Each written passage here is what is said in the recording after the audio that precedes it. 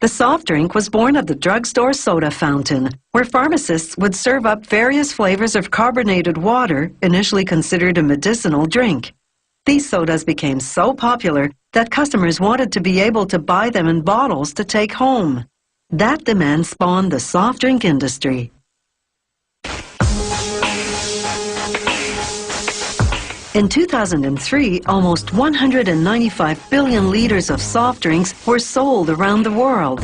That's 30 liters for every person on Earth. These 2-liter plastic bottles have just arrived from the bottle factory. Even though they're brand new bottles, the soft drink plant still has to clean them before filling them. This rinsing machine turns the bottles upside down, then flushes them with water the plant filters on site.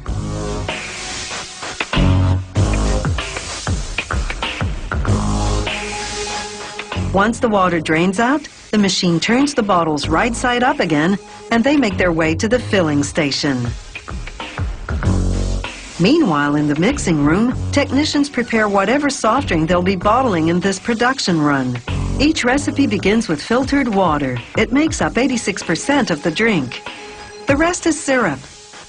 Each syrup recipe is a combination of carefully measured ingredients, natural and artificial coloring and flavoring, and one or more of various types of sugar, such as glucose or fructose, extracted from beets, corn, or cane. This machine releases the right proportion of syrup to filtered water, creating the final soft drink minus the bubbles. The drink now travels to a pressurized tank called the carbonator. There, an injection of carbon dioxide infuses the drink with gas bubbles. The carbonated soft drink now travels to the reservoir of the bottling machine. The bottles arrive and travel its carousel. The machine removes the air in each bottle, then fills it with, in this case, 2 liters of cola.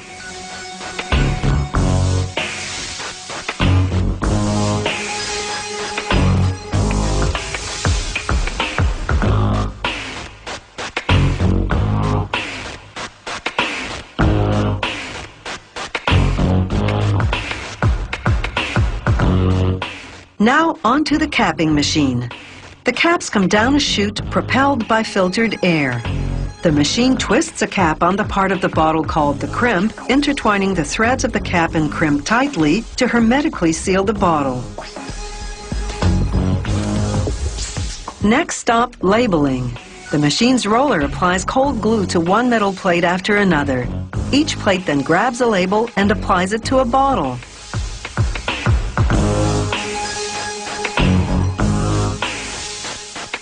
Brushes smooth edges down, ensuring the labels adhere well. Elsewhere in the plant, a machine called the uncaser unloads cases of refillable glass bottles that have come back to the factory. The cases continue toward a case washing machine. The dirty bottles head toward the bottle washing machine, where devices called cells line them up in rows of 16. Each bottle tilts and enters the washer neck first. Inside, a combination of powerful water jets and soap remove dirt and germs. Then water jets rinse off all traces of soap. As they exit, they pass in front of a neon inspection light. Workers pull any problem bottles off the line. Now the bottles head to the same bottling machine as before. Only now it's been adjusted to fill each bottle with 300 milliliters of drink, in this case, orange soda. This factory takes a sample from each production run for quality control testing. The lab technicians check such things as the dilution ratio of syrup to water, the carbonization level, and the airtight seal. They also analyze the purity of the drink and container by running the sample through a paper filter.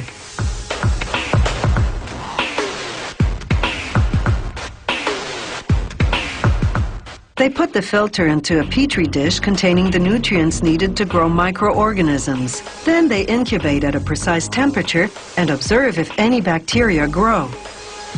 These glass bottles have old-fashioned bottle caps, not the twist caps the plastic bottles have. As each cap drops down onto a bottle, the machine squeezes it tightly, creating an airtight seal. Once the bottles are filled and capped, they go into shipping cases.